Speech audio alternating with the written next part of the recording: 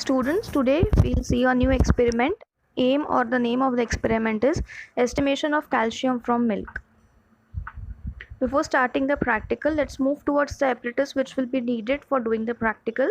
The apparatus needed are beaker, burette, measuring cylinder, funnel, and lastly volumetric flask. After that, let's move towards the chemical which will be required for doing the practical.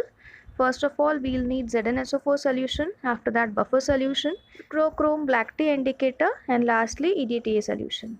So let's move towards the introduction.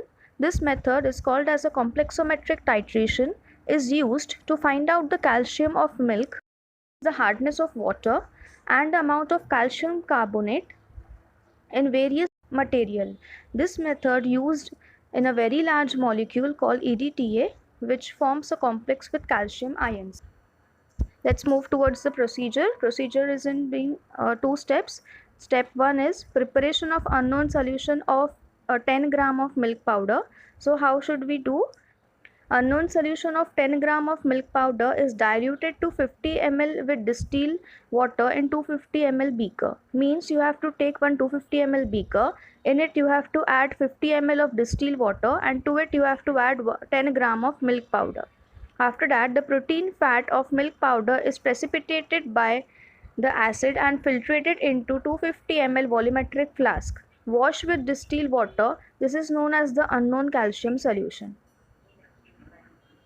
So after doing the procedure, you will get these type of observation table.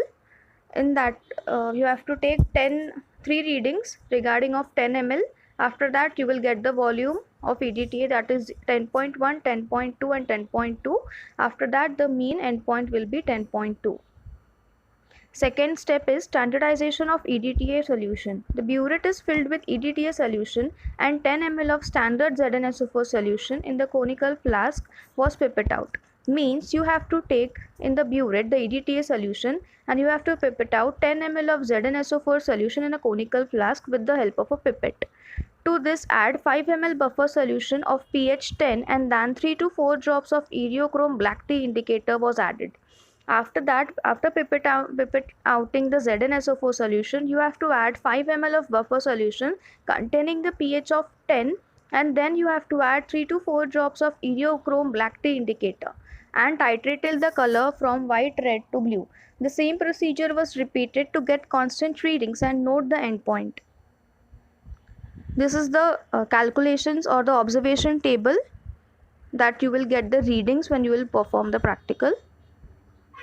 Third step, the first step which you had done, for that you had the calcium solution was known to you, but here we will give you the solution and that calcium solution will be unknown to you.